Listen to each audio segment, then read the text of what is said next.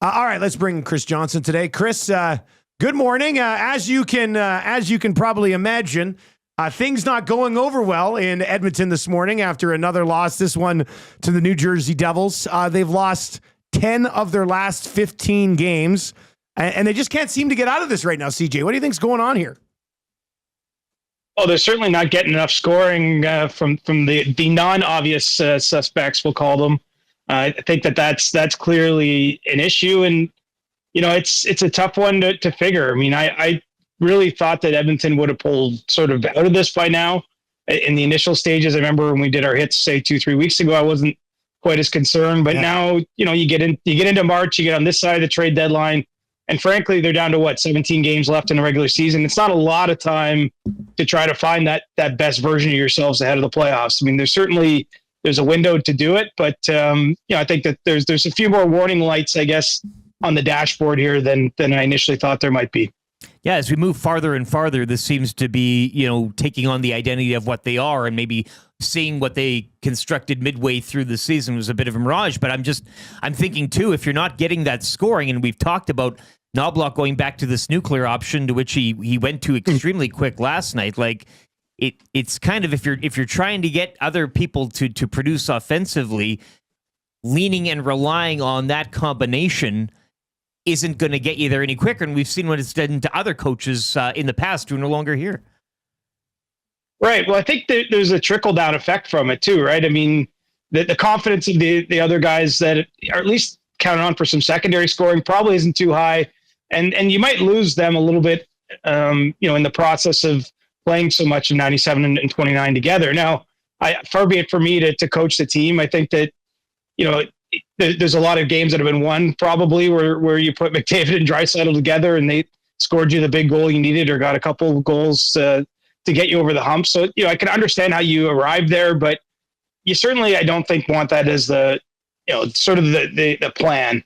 I feel like you want to save that for special occasions, maybe for a playoff series where, things you need to turn the momentum. But, especially when the other players aren't getting going, it's just harder to imagine how they will get going if they're not playing with one of those two players and playing the minutes you need to. I think getting the puck touches and all those types of things. Hockey insider Chris Johnston with us on the show this morning, brought to you by Pro-Am Sports. I know right around the deadline, I guess we haven't talked with you since the deadline, you had that tweet about Trent Frederic and when he may or may not return.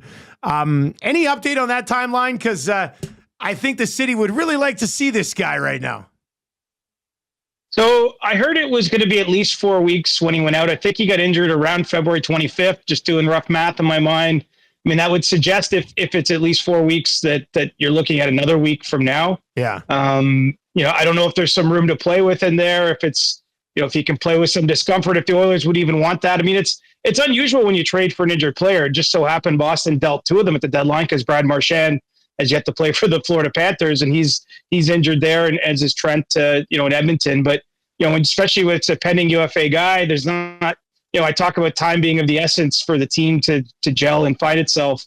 Not ideal circumstances. And unfortunately for Frederic, he got hurt just prior to that deadline window. But, I don't have anything specific that I've heard in the last couple of days on him, but I was told initially it was a 4+ week injury, and he's not at that 4 week mark yet.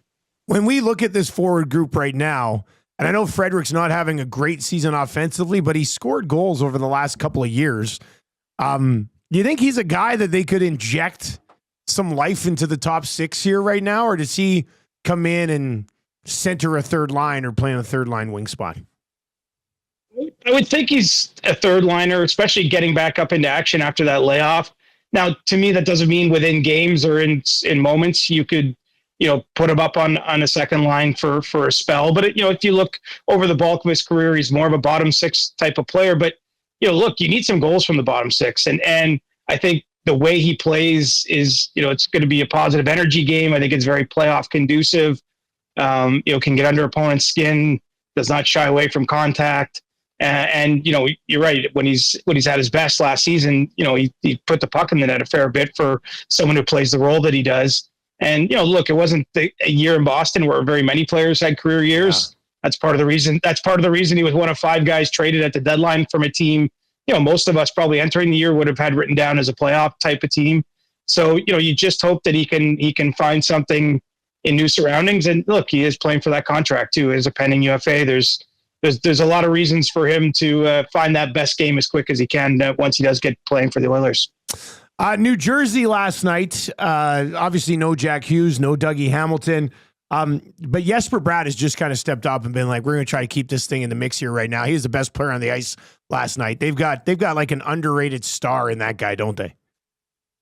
Yeah, unreal too. I think he was he 5th or 6th round pick, and he basically made the league right away. I mean, he was cut from his World Junior team, and he was playing in the NHL at 20. Like he's sort of been defying expectations for a long time. Doesn't get a ton of publicity. I guess Jersey's one of the teams, maybe not as many eyeballs on them, and obviously some of his early years with that team, they weren't a playoff team. They were kind of in the bottom half of the league. But in Bratt, part of the reason I think the Devils have got to where people feel good about them is players like him. Obviously, getting Jack Hughes. They made the big trade for Timo Meier. I mean, they've slowly acquired the kind of pieces you need to have playoff success, to be a team that can be in the mix. Unfortunately, their injury situation this year, it's hard to know how they're going to be able to outrun that. It might not be possible down basically your top defenseman or one of your top defensemen and your top center. But yeah, Bratt's the real deal, and a real good story too, because he was doubted the whole way along the way, and he's become a pretty impactful NHLer, right from the get-go once he got his first start there in New Jersey. Chris, what's your scout on the Islanders tonight? I know coming into Monday, they got to beat the Buffalo Sabres. They lose. Playing against the Devils team, as Dusty mentioned, missing a few key players, and coming off the loss to Buffalo. That's a game. They got to take that one. So, coming into tonight off a back and how they've played against the doldrums of the Sabres and a decent team, albeit hurt as the Devils are. What can you tell us about the Islanders heading into tonight? Well, they got to beat an Islanders team, I would say. But no, look, they did. Well, of course. I mean, it's tough on back-to-backs, and some of the schedule stuff plays in there. But the Islanders have underperformed this year. I mean, there's no way around that fact. I think that there's been a lot of disappointment in management with what the team has been this season. Obviously, resulted in them trading Brock Nelson at the deadline, so they sort of weakened themselves in the shorter term. And they've still got some players there, some guys that have been around the league. But it's not a lineup when you draw it on the board and look at it that strikes a lot of fear into you. Occasionally they get a good goaltending game. They do have some good net mining. But I mean, look, they're just kind of a mushy middle team that's been without Matt Barzal as well as one of their sort of special game breaking type players. And so I do think that given the circumstances around the Oilers, I mean that's a game you do feel you have to win just because. The opponent doesn't have a whole lot going on. I mean, they're trying to cling to some potential, I guess, playoff hopes here, but the truth is they're going to need a pretty remarkable run over the last 5+ weeks to get in. And so this is a game on the schedule when your team or Edmonton is that for all kinds of reasons, I think you got to find a way to come away with 2 points. Chris Johnston with us, NHL Insider, brought to you by Pro-Am Sports today. Winnipeg and Dallas will clash tonight. The Jets are 8 points up on the Dallas Stars. Dallas hasn't played since that game against the Oilers, I believe, which is quite a while ago now. If the Jets can win tonight, they go 10 points up. If Dallas gets the win, they're just 6 points back, and they do have 2 games in hand. Like this is a monstrous game between these two clubs, and I can't wait to just sit back and watch it as a hockey fan.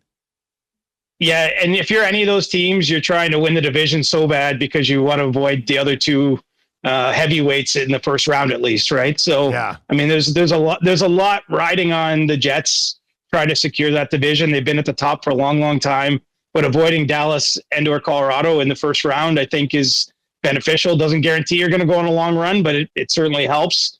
The idea that Dallas and Colorado, the way they both loaded up at the deadline, could play in round one, and one of them's out right away. I mean, it's hard to put your mind around, especially Colorado. I mean, Dallas made a longer-term move for Rantanen. But they still got Granlund and Ceci. Obviously, Colorado got all those guys that are on expiring deals. I mean, anyway, long way of setting up that, yeah, this is a huge game. And that might be one of the weirdest things. I'm pretty sure Dallas, if I'm not mistaken, went home after the game in Edmonton before going back out to Winnipeg. That's how long they had it as it was like break in their schedule. 4 days between games, 5 days. They played Saturday. So they had Sunday, Monday, Tuesday, Wednesday, Thursday. Like it's wild to see that much time in the middle of the schedule there for the Dallas Stars. Just as we talk about like possible playoff matchups, and the Kings last night leapt over the Edmonton Oilers, are now second in the Pacific. The Oilers are sitting third. Los Angeles is the best home team in the National Hockey League. How critical is it, do you think, for the Oilers to get back up into that second spot here in the Pacific? A team that's had the success of Edmonton, I feel like they could almost win from any position. Like, but let's face it, you want a game 7 on home ice if you face a game 7. I mean, that's what it comes down to for me. I mean, I think there's pros and cons to opening on the road at times in the playoffs, things like that. But when you get down to that one game for a series, as much as possible, you want to have that game played in your own barn. Unfortunately for Edmonton, now it's got a little distant. Is Vegas 7 points up? I think last I saw. I mean, certainly losing sight of the division, but I do think you want to finish about as high up as you can. But if there is a saving grace here, is this Oilers team just has so much experience. They've had a lot of success in the last couple of years. I realize a little short of the ultimate success that everyone's hoping for. But I could just see them not being maybe as critical to them. But look, for LA, they're trying to slay a demon in the Oilers. I mean, it's having lost them all these years in a row. So anything that they could cling on to, maybe they feel if they can get some home ice advantage, it's going to make a difference. I mean, I personally want to see a return to the 1-8 format because I like a little more variety in my playoffs. But the way this divisional alignment sets up, essentially, we could see Edmonton, LA for the 4th straight year. Just kind of crazy when you put your mind around it. Yeah, and as they say, always tough to beat a team 4 straight times. That's right? the same. I have to see how that goes over. CJ, as always, buddy, we appreciate the time, man. Have a great weekend. All right, boys. See you soon. There you go. That's Chris Johnston. You can find him on X at Reporter Chris.